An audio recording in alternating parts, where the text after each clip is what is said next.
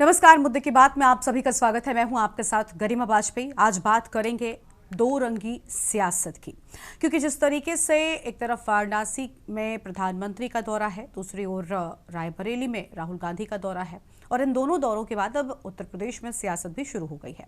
वाराणसी और रायबरेली में राजनीति के रंग की बात करें तो आज वाराणसी में प्रधानमंत्री मोदी रोड शो जैसा भव्य उनका स्वागत हुआ। गुलाब की पंखुड़ियों से आम जनता ने उनका स्वागत किया। महिला मोर्चा की भागीदारी ने माहौल को और ज्यादा खास बना दिया।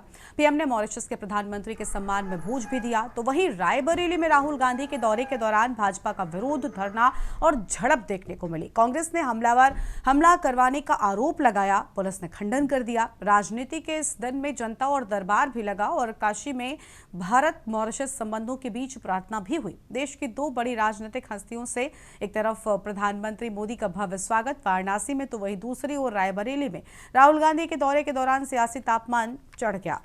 वाराणसी में प्रधानमंत्री मोदी का स्वागत किसी जश्न से कम नहीं था। एयरपोर्ट से लेकर ताज होटल तक का सफर रोड शो जैसा नजर आया। 6 अलग अलग स्थानों पर भाजपा कार्यकर्ताओं ने पारंपरिक तरीके से गुलाब की पंखुड़ियों से उनका स्वागत किया। महिला मोर्चा के कार्यकर्ताओं ने भी गेट पर अभिवादन किया। प्रधानमंत्री ने मॉरिशस के प्रधानमंत्री डॉक्टर नवीन चंद्र रामगुलाम के सम्मान में भोज का आयोजन भी किया। अब आपको बता दें कि इस पूरे मामले में कई सारे सवाल उठ रहे हैं, क्योंकि एक तरफ देखिए सवाल ये है कि क्या सरकार की मजबूरी है प्रधानमंत्री के दौरे में कानून व्यवस्था बिगड़ने से बचाने के लिए विपक्ष को रोका जाना, क्योंकि बवाल इसी चीज को लेकर छिड़ गया है। एक तरफ राहुल गांधी जब रायबरेली पहुंचे तो बीजेपी के कार्यकर्ता दिनेश प्रताप सिंह के नेतृत्व में धरने पर बैठ गए, बड़ा विरोध दिखाया, झड़प तक हो गई, राहुल गांधी के काफिले को रोका भी गया था। लेकिन दूसरी ओर आज जब प्रधानमंत्री वाराणसी पहुंच रहे थे तो कांग्रेस के कार्यकर्ताओं ने बदले की भावना के साथ एक एक्शन के रिएक्शन के तौर पर आज प्रधानमंत्री के दौरे के विरोध की तैयारी की थी।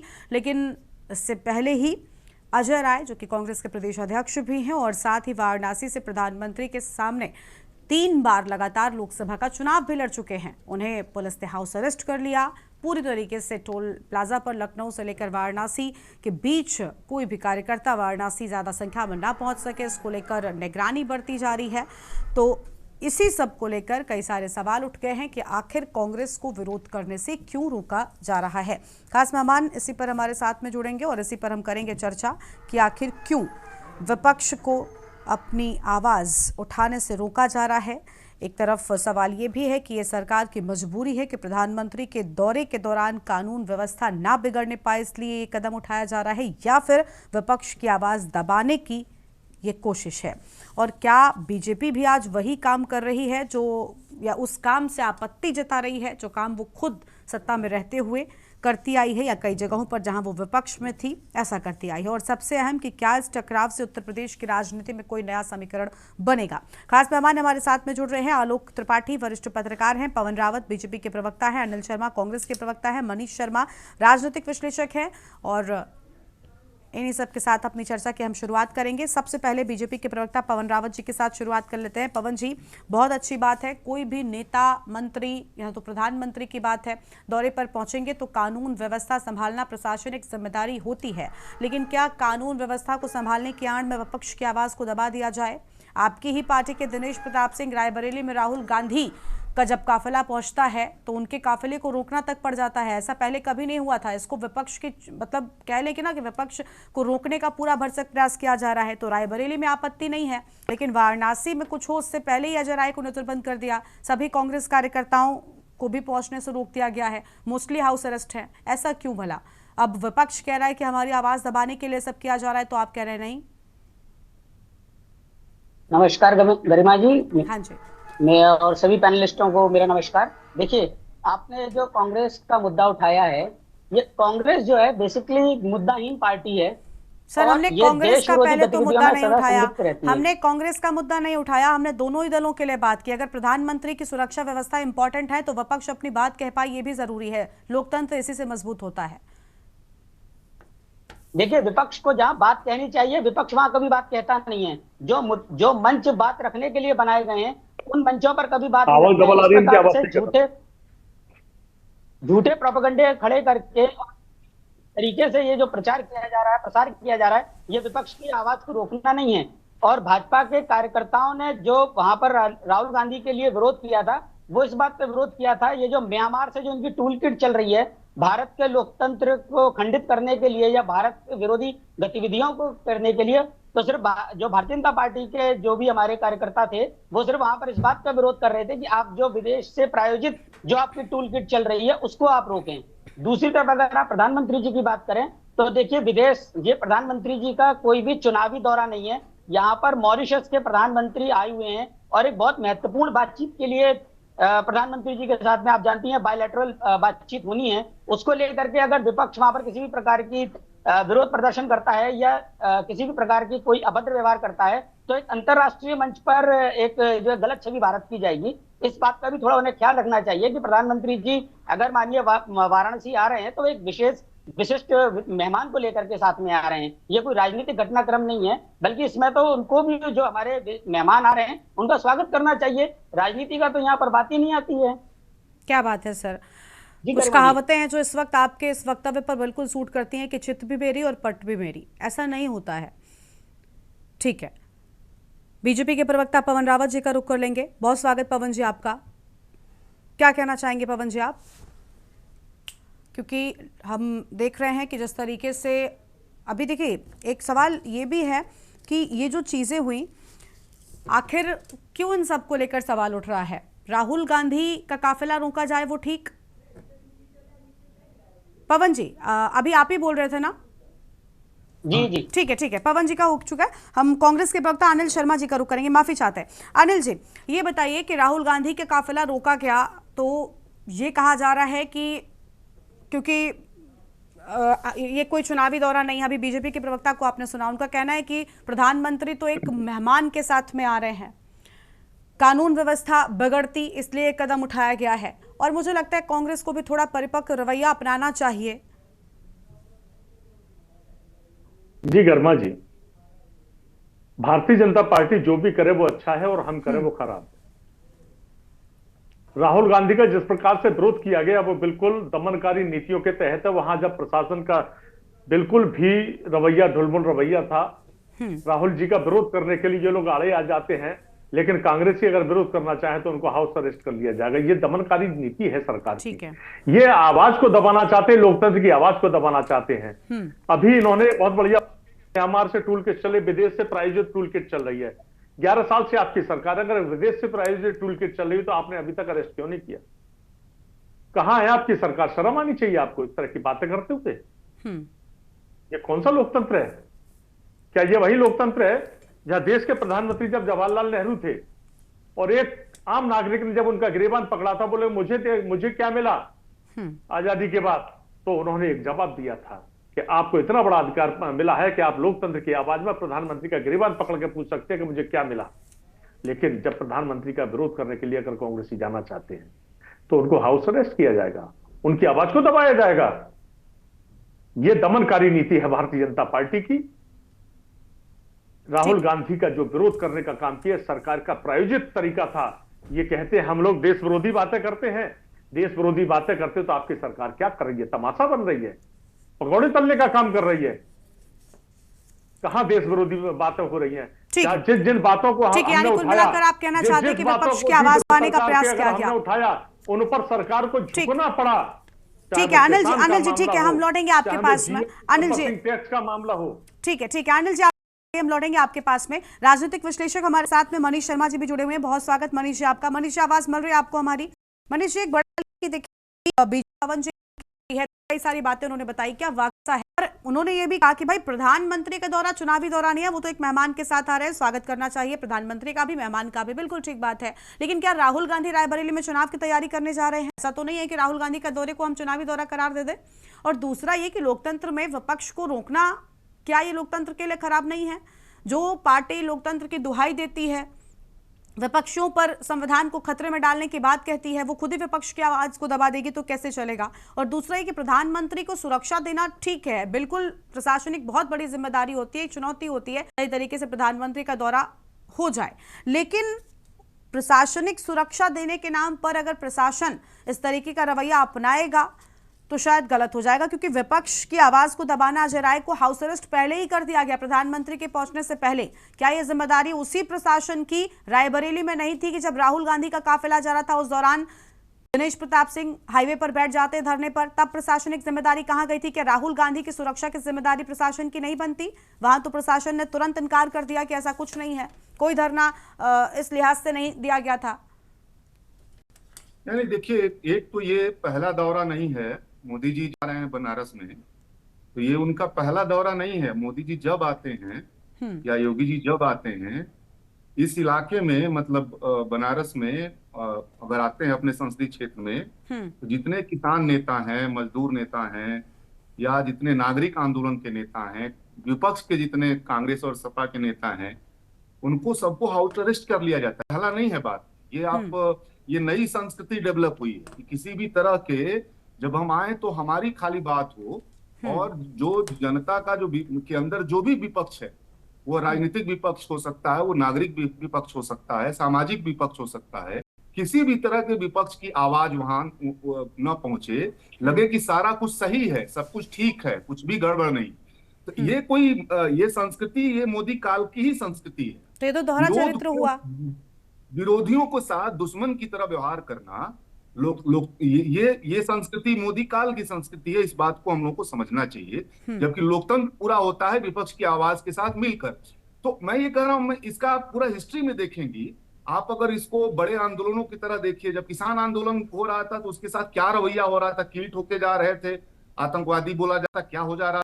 आप उसके पहले देखिए यहाँ ये जो एनआरसी आंदोलन था, एनआरसी आंदोलन जब हो रहे थे और जहां जहां हुए देश भर में लोग महीनों महीनों जेल रहे, बहुत दमन हुआ। बनारस में भी 19 दिन 70 लोग जेल में रहे। या इसी तरह आप देखिएगा कि जब SC/ST एक्ट खत्म हो रहा था और दलित नौजवान 2018 में आंदोलन में उतर गए, तो उसमें बड़े पैमाने पर दमन हुई, गोली चली कई जगह।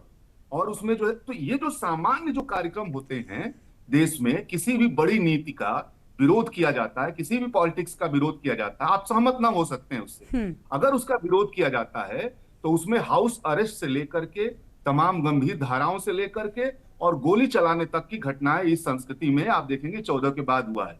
ये बकवास है कि जो है वो केवल वहां के प्रधानमंत्री आ रहे हैं मॉरिशस का इसलिए ऐसा किया गया। बिल्कुल ऐसा नहीं किया गया। और आप पहले के प्रधानमंत्रियों को देखिए, मनमोहन सिंह को JNU में जाते हैं, उनको 4 लड़के झंडा दिखाते हैं, आप जो काला झंडा दिखा देते हैं, आराम से दिखा लेते हैं, कोई दिक्कत नहीं होती है। और आप देखिए योगी जी जब पहली बार मुख्यमंत्री बने थे, लखनऊ में उनको काला झंडा दिखा दिया लोगों ने, छात्रों ने, विश्वविद्यालय के छात्रों ने 1.5 महीना जेल में रहे, बहुत दमन झेला वहां पे। तो मेरा ये कहना है कि ये संस्कृति आप देखिएगा कि योगी मोदी की संस्कृति है कि विरोध के हर आवाज को दबा दो, बहुमत की तानाशाही जिसको बोलते हैं, ये कल्चर डेवलप हुआ है जो भारत के लोकतंत्र के लिए ठीक नहीं है, बिल्कुल ठीक नहीं। ठीक है, लौटेंगे आपके पास में। आलोक त्रिपाठी जी वरिष्ठ पत्रकार हैं, उनको भी चर्चा में जोड़ेंगे, लेकिन उससे पहले एक छोटे से ब्रेक के लिए यहां पर रुकते हैं। कहीं हो जाएगा, फौरन हाजिर होंगे। ब्रेक के बाद मुद्दे की बात में आप सभी का स्वागत है। खास मेहमान लगातार हमारे साथ में बने हुए हैं। आलोक त्रिपाठी जी हैं, वरिष्ठ पत्रकार हैं, उनका रुख कर लेते हैं। आलोक जी, ये दोहरा चरित्र भला क्यों अपनाया जा रहा है? देखिए, राजनीतिक दलों की ओर से ऐसी चीजों की उम्मीद बहुत स्वाभाविक है, बहुत सामान्य है, लेकिन प्रशासन तो कम से कम इन चीजों में अपनी सहभागिता ना निभाए। क्या रायबरेली के प्रशासन की मानसिकता अलग हो गई और संसदीय क्षेत्र और प्रधानमंत्री का वाराणसी, उसकी जो प्रशासनिक मानसिकता है वो अलग हो गई? क्या दोनों जगहों पर सुरक्षा मायने नहीं रखती? राहुल गांधी की सुरक्षा भी उतनी ही बड़ी है जितनी प्रधानमंत्री की। मैं कोई कंपेयर नहीं करे, लेकिन राहुल गांधी की सुरक्षा भी उतनी चलती है। वहां पर तो धरने पर उनका काफिला रोक दिया जाता है, ऐसा पहली बार हुआ, इसे सुरक्षा की चूक के तौर पर देख रहे हैं। और यहां पर प्रशासन पहले ही कैद कर ले रहा है, हाउस अरेस्ट कर रहा है कार्यकर्ताओं को, पार्टी के नेताओं को। ये कैसे चलेगा? जी गरिमा जी, देखिए ये तो कह सकते हैं कि आपकी सरकार है, आप कुछ भी कर सकते हैं। आप किसी को भी हाउस अरेस्ट कर सकते हैं, किसी को भी आप धरना दे सकते हैं। क्योंकि ये कहा जाए भाई कि मॉरिशस के प्रधानमंत्री आए थे उनके स्वागत में, तो उनका स्वागत में समझ में आता है। लेकिन आप तो रोड शो कर रहे हैं, तो रोड शो में आपको क्या लगता है कि ये कोई राजनीतिक कार्यक्रम नहीं है? वो भी तो रोड शो भी तो राजनीतिक कार्यक्रम है। लेकिन जिस तरह से दो तरफा चीजें हुई भाई, ऐसा नहीं कि राहुल गांधी कोई जनसाधारण आम नेता है, ऐसे ही वो भी, उनके पास भी प्रोटोकॉल है, विपक्ष के बड़े नेता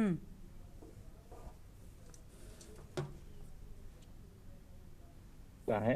तो तो कहीं ना कहीं उनकी सुरक्षा की जिम्मेदारी भी कोई कार्यकर्ता भी नहीं थे। ऐसा नहीं था कि जो जिन्होंने विरोध किया वो भाजपा के छोटे मोटे नेता थे, वो तो उन लोगों ने अगर रास्ता रोका, विरोध किया, तो इसकी जिम्मेदारी भी सरकार की थी कि आखिर उनकी सुरक्षा के साथ ऐसा चूक क्यों हुआ। आप अपनी सुरक्षा को लेकर के चिंतित हैं, लेकिन आप विपक्ष के नेता की सुरक्षा को लेकर के चिंतित नहीं है। तो ये तो, लेकिन आप देखिए ना, पिछले कुछ वर्षों से राजनीति का तरीका बदला है। अब विरोध प्रदर्शन, पहले विरोध प्रदर्शन करते थे यही भाजपा के नेता, यही स्मृति ईरानी, ये सब लोग विरोध प्रदर्शन करते थे।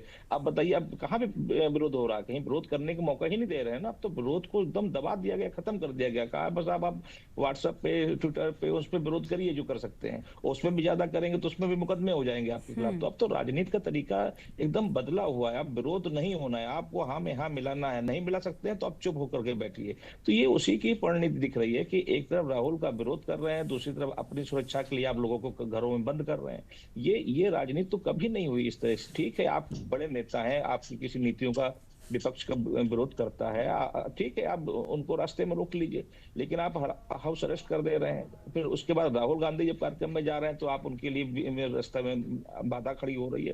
तो ये राजनीति का तरीका है, और मुझे ये अभी कुछ वर्षों में ही शुरुआत हुई है इस तरह की राजनीति। इसके पहले इस तरह की राजनीति कभी नहीं हुई, और हमेशा, और भाजपा ने भी कभी नहीं की। आप देखिए ना, पिछले जब भाजपा की सरकारें नहीं थी तो भाजपा के बड़े बड़े नेता कभी महंगाई को लेकर, कभी किसी चीज अपराध को लेकर के सड़कों में बैठते थे, विरोध प्रदर्शन किया इन्होंने, ऐसा नहीं। लेकिन इन्होंने एक नया ट्रेंड निकाला है कि अब विरोध का करने वालों को आने ही नहीं देना है, विरोध के स्वर को पहले ही खत्म कर देना है, सिर्फ अच्छा ही अच्छा दिखना है, भले ही वो अच्छा हो या ना हो। और विपक्ष अगर विरोध नहीं करेगा तो विपक्ष का काम क्या बचेगा? भाई विपक्ष का काम ही है कि आपकी सरकार की नीतियों को विरोध करना और जो अच्छी नीतियां हैं उनकी तारीफ करना, लेकिन आप तो विरोध भी नहीं करने देना चाह रहे हैं। तो ये दो तरफी राजनीति जो मुझे लगता है बिल्कुल भी उचित नहीं है। और आने वाले दिनों में आप देखिए, जिस तरह से अभी समाजवादी पार्टी के मुखिया अखिलेश जी का बयान आया, उसके दूरगामी परिणाम देखने को मिल रहे हैं। उन्होंने कहा कि मैं टोटी, चोर और ये सब चीजें मैं भूल नहीं सकता। इसका मतलब क्या हुआ कि जब भी उनकी सरकार आएगी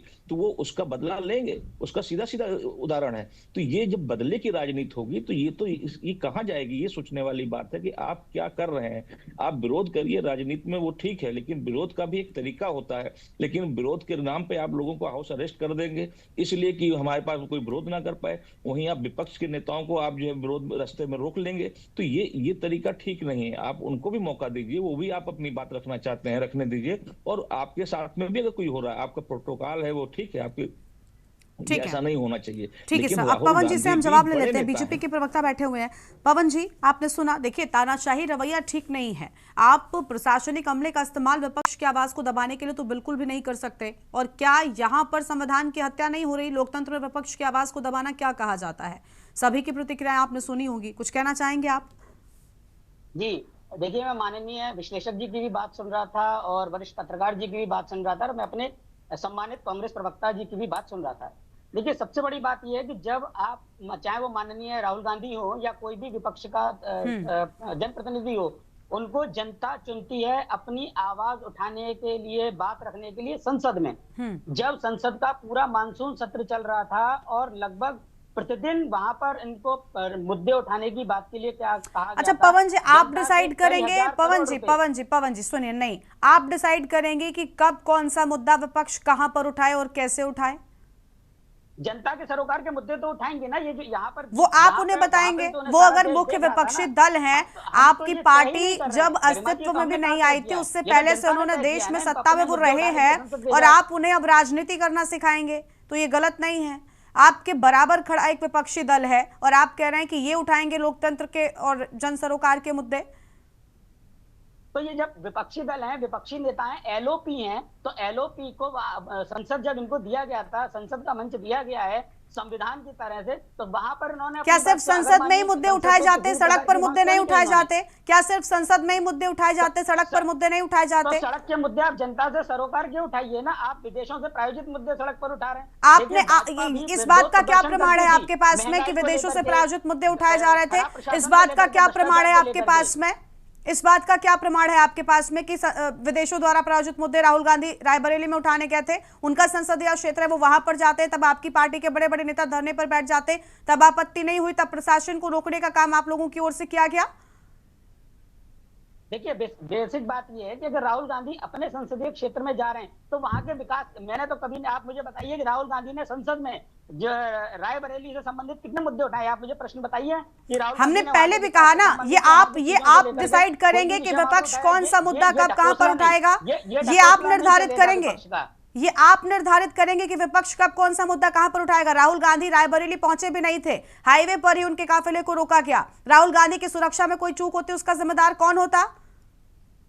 राहुल गांधी के काफिले को 1 किलोमीटर पहले रोक लिया गया। क्यों रोका गया? क्यों रोका गया? कोई बात नहीं थी क्या? क्या प्रशासनिक जिम्मेदारी नहीं थी कि अगर राहुल गांधी रायबरेली पहुंच रहे हैं तो इस तरीके का कोई व्यवहार ना हो? क्या प्रशासनिक अमला वहां पर सो रहा था? देखिए प्रशासनिक अमला कार्रवाई में था, तभी तो कोई अप्रिय घटना नहीं हुई ना, या किसी प्रकार की कोई चीजें हुई तो नहीं। ये तो एक मुद्दा बनाने वाली चीज है कि ये तो राहुल गांधी जी के पास नहीं होता तो कांग्रेस के पास कोई मुद्दा होता नहीं है, तो वो किसी भी बात को लेकर के उठाना। कैसी बातें कर रहे हैं आप? कह रहे हैं कि कोई चीज हुई क्यों नहीं? आप किस चीज का इंतजार कर रहे हैं? ठीक है, लौटेंगे आपके पास में। अनिल शर्मा जी कुछ कह रहे हैं, कांग्रेस प्रवक्ता, जल्दी से सर। अनिल जी देखिए, मैं बता दूं कि इनके कार्यकर्ता इस समय इतने आक्रामक हैं, ये खुली गुंडई पर उतर आए हैं। राहुल जी के साथ जो घटना हुई ये पहली घटना नहीं है, इससे पहले कई कार्यालयों पर, कांग्रेस कार्यालयों पर पथराव करने का काम इनके लोगों ने किया। इटावा के कार्यालय पर पथराव किया, गोरखपुर पर किया और अन्य कार्यालयों पर किया। और पथराव करने वाले ये लोग अरेस्ट हुए कांग्रेसी। ये दमनकारी नीति भारतीय जनता पार्टी की चल रही है। और मैं बिल्कुल स्पष्ट कहना चाहता हूं कि भारतीय जनता पार्टी के इन गुंडों से राहुल गांधी की जान माल को खतरा पैदा हो गया है। सरकार को चाहिए उनकी सुरक्षा व्यवस्था बढ़ाई जाए और इनके गुंडों को जो गुंडई कर रहे हैं, खुलेआम कार्यालयों पर पत्थर फेंक रहे हैं, पथराव करते हैं, मारपीट कर रहे हैं कांग्रेस कार्यकर्ताओं के साथ, उनके खिलाफ कानूनी कार्रवाई होनी चाहिए। ये सरकार दमनकारी नीति अपना रही है, कांग्रेसियों की आवाज को दबाने का काम कर रही है और भारतीय जनता पार्टियों को श्रेय दे रही है। ठीक है, बहुत शुक्रिया आप सभी मेहमानों का हमारे साथ चर्चा में आने के लिए, अपनी बात रखने के लिए। ठीक है सर, ठीक है, आपकी बात आ गई। शुक्रिया आप सभी मेहमानों का हमारे साथ चर्चा में आने के लिए, अपनी बात रखने के लिए। तो देखिए, एक तरफ वाराणसी में प्रधानमंत्री के आज रोड शो की बात थी, दूसरी ओर रायबरेली में राहुल गांधी का दौरा था। दोनों ही जगहों पर प्रदर्शन देखने को मिला, लेकिन बड़ा सवाल ये कि एक तरफ कांग्रेस पार्टी के कार्यकर्ताओं को वाराणसी में निकलने से पहले ही हाउस अरेस्ट कर लिया गया, लेकिन दूसरी ओर रायबरेली में राहुल गांधी के दौरे के दौरान बीजेपी कार्यकर्ताओं ने जमकर हंगामा और नारेबाजी की। राहुल गांधी के काफिले को हाईवे पर 1 किलोमीटर पहले रोकना तक पड़ गया, जो कि उनकी सुरक्षा में एक बड़ी चूक के तौर पर सामने आया है। अब इस पूरे मामले में सवाल ये उठता है कि क्या विपक्ष की आवाज दबाना लोकतांत्रिक प्रक्रिया है या वाकई तानाशाही भरा रवैया है। मुद्दे की बात में आज इतना ही। आप देखते रहिए के न्यूज़ इंडिया। नमस्कार।